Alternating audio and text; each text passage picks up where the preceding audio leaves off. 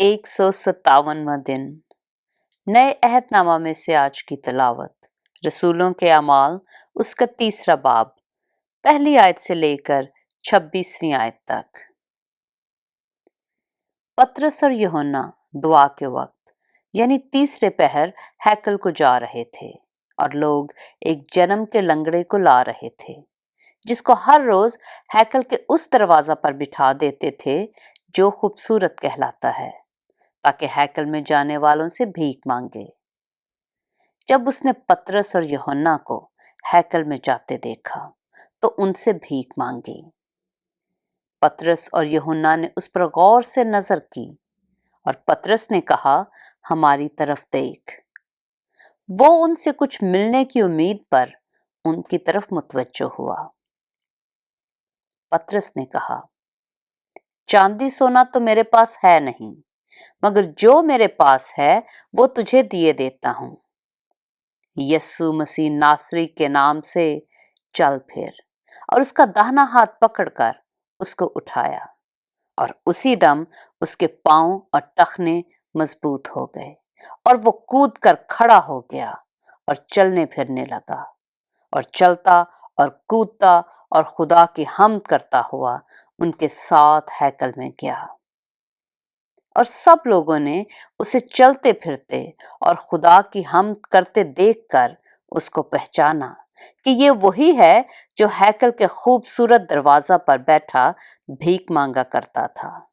और उस माजरे से जो उस पर वाक़या हुआ था बहुत दंग और हैरान हुए। जब वो पतरस और यूहन्ना को पकड़े हुए था तो सब लोग बहुत हैरान होकर उस बरामदा की तरफ जो सुलेमान का कहलाता है उनके पास दौड़े आए। पतरस ने ये देखकर लोगों से कहा, ऐ इस्राएलियों, इस पर तुम क्यों ताज्जुब करते हो और हमें क्यों इस तरह देख रहे हो कि गोया हमने अपनी कुदरत या दीनदारी से इस शख्स को चलता फिरता कर दिया। इब्राहिम और इसहाक और याकूब के खुदा यानी हमारे बाप दादा के खुदा ने अपने खादम यस्सु को जलाल दिया, जिसे तुमने पकड़वा दिया।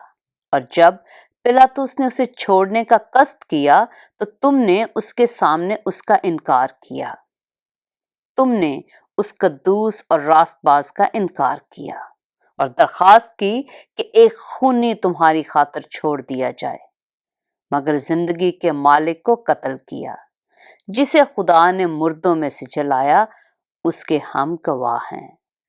उसी के नाम ने उस ईमान के वसीला से जो उसके नाम पर है इस शख्स को मजबूत किया, जिसे तुम देखते और जानते हो। बेशक उसी ईमान ने जो उसके वसीला से है ये कामिल तंदुरुस्ती तुम सबके सामने उसे दी। और अब ए भाइयों, मैं जानता हूं कि तुमने ये काम नादानी से किया और ऐसा ही तुम्हारे सरदारों ने भी।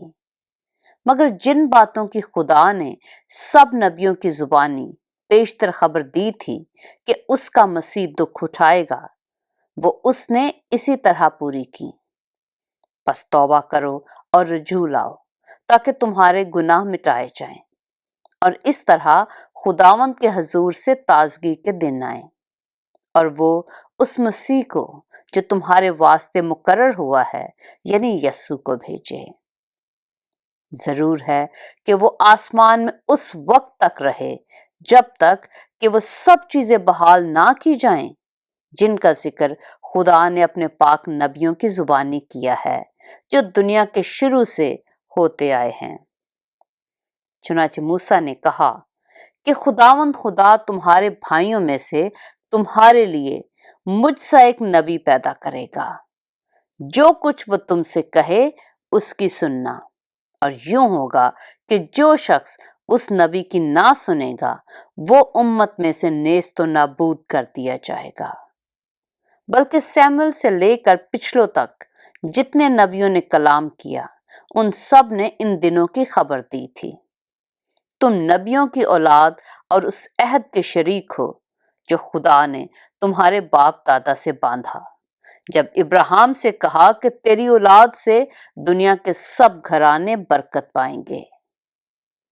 خدا نے اپنے خادم کو اٹھا کر پہلے تمہارے پاس بھیجا تاکہ تم میں سے ہر ایک کو اس کی بدیوں سے ہٹا کر برکت دے۔ پاک کلام کے پڑھے اور سنے جانے پر خداوند کی برکت ہو۔